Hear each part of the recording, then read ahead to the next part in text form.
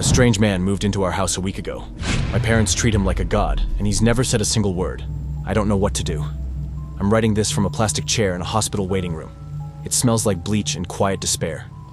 My parents are in a room down the hall in a coma, and the doctors keep using words like unprecedented and unexplained. But I know what happened. I was there. I watched it happen. And the worst part, the part that is hollowing me out from the inside, is that I think I could have stopped it sooner. My life, up until a week ago, was normal. Boring even. I'm 18, just finished the soul-crushing marathon of high school final exams. My parents are good people. Quiet, loving, a little old-fashioned. My dad is an immigrant, came here with nothing and has no family in this country. My mom was an orphan, raised in the system. So it's always just been the three of us. A small, tight-knit, unremarkable little unit. After my last exam, I came home and crashed. I was so mentally and physically drained that I slept for nearly 24 hours straight. It was a deep, dreamless, black hole kind of sleep. When I finally woke up, it was the next morning. The sun was streaming through my window, and for the first time in months, I felt light. The weight of school was gone. I felt free. I went downstairs to the kitchen, expecting to find my mom making coffee, the house smelling of toast and the comfortable quiet of a Saturday morning. My parents were there, but they weren't alone. Sitting at our small kitchen table, in my chair, was a man I had never seen before. He was maybe in his mid-30s. He had long, straight black hair that fell past his shoulders, a stark contrast to his pale skin. But his eyes were the first thing you noticed. They were a shocking, brilliant, jaundiced yellow, the color of a canary or a fresh bruise, and they were fixed on the bowl of cereal in front of him with an unnerving intensity. My parents looked up as I entered, and they smiled. Not their normal warm smiles. These were bright, brittle, and a little too wide. "Good morning, sleepyhead," my mom chirped, her voice a full octave higher than usual. Come, join us. There's someone we want you to meet." I just stood there, dumbfounded. A million questions were swirling in my head, but none of them could find their way to my mouth. "This is a relative of ours," my dad said, gesturing towards the man with a strange, almost reverent sweep of his hand. "He's been out of the country for a very long time. He's going to be staying with us for a while." I finally found my voice. "A relative? What relative? You don't have any relatives here. And Mom, you don't have any at all." The bright smiles on my parents' faces faltered for a fraction of a second.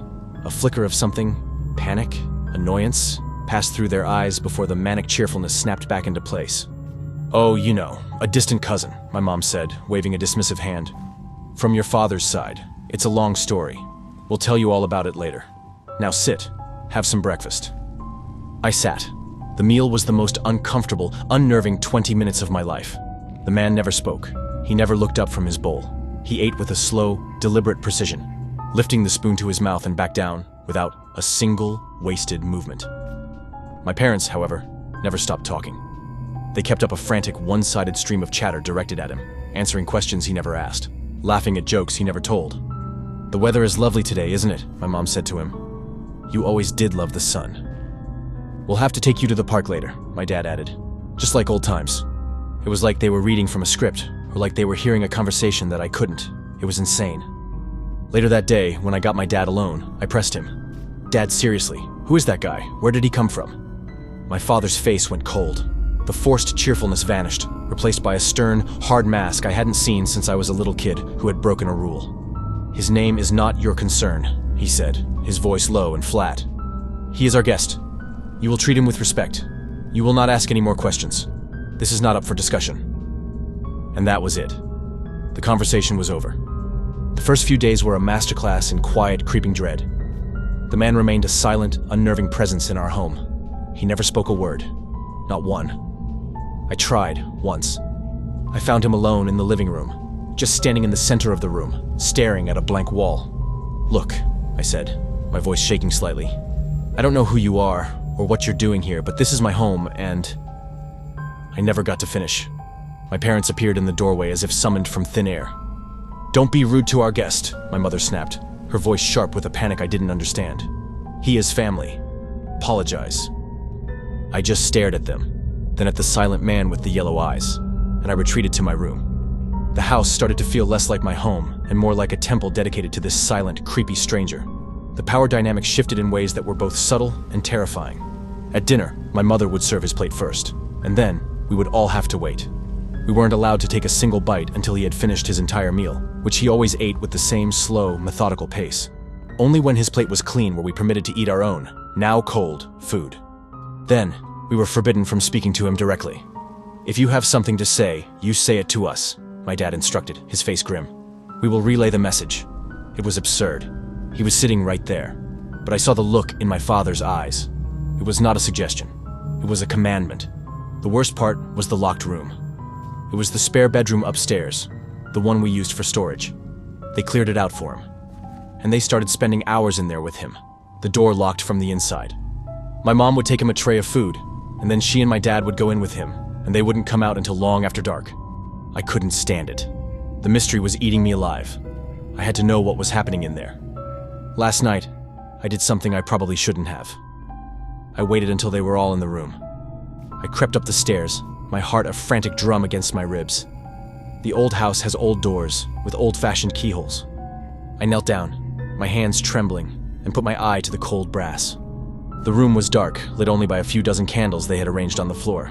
The air inside seemed to shimmer, and in the center of the room, he was standing.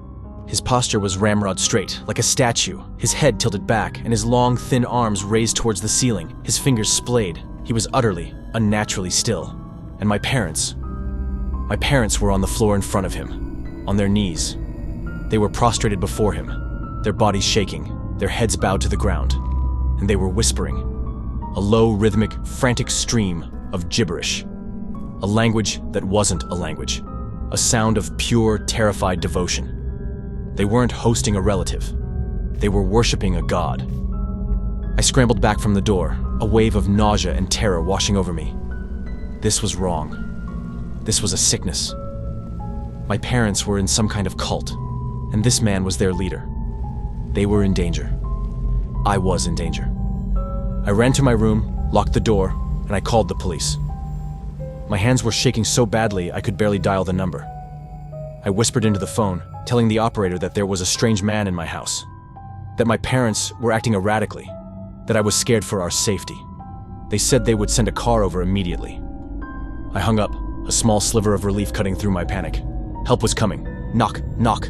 The soft, polite knock on my bedroom door made my blood turn to ice. I didn't move. I barely breathed. Knock, knock. I knew who it was. I had never heard him move through the house before. He was always just there. But I knew.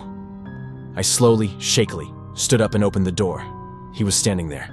The man with the long black hair and the terrible yellow eyes. And for the very first time since he had arrived in my home, he was looking directly at me. And he was smiling. It was a wide, thin-lipped, maniacal grin, a grotesque slash of white in his pale face. It was a smile of pure, triumphant malice. All the fear, all the confusion of the past week erupted out of me in a single raw scream. "Who are you? What have you done to them?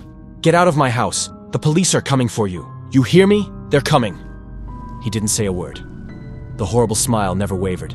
He just held my gaze for a long, silent moment, and then he turned, as calmly as if he were going for a stroll, and walked down the stairs. I followed him, stumbling, my mind a blank roar of terror and rage. He walked to the front door, opened it, and stepped outside. He didn't run.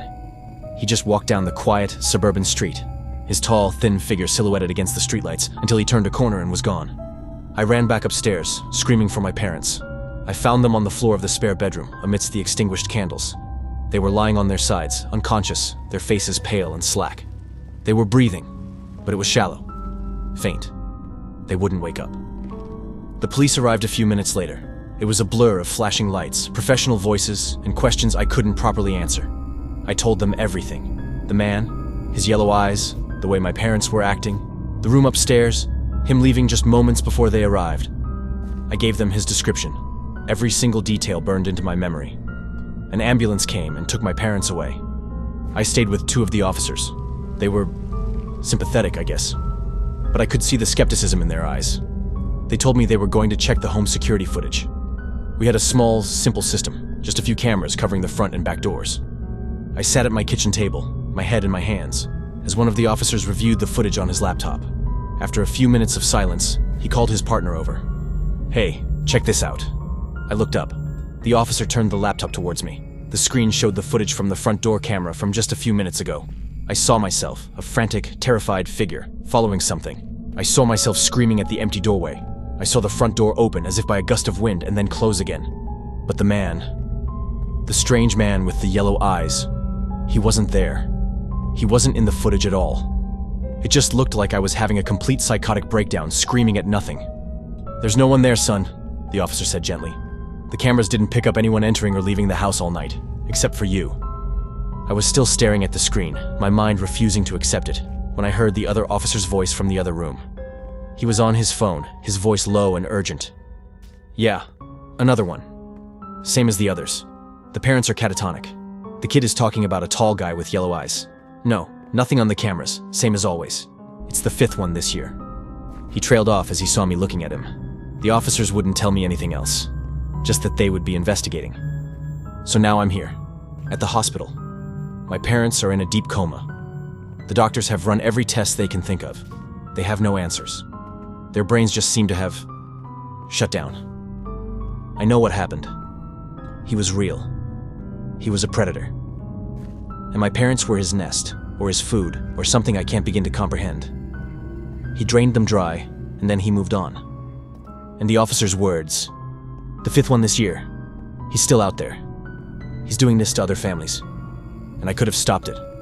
I should have called the police the first day, the first hour, the moment I saw him sitting in my chair. But I waited. I was scared. I was confused. And now, my parents are gone. Maybe forever. And it's my fault. I failed them. I was the only one who could see the monster, and I did nothing until it was too late.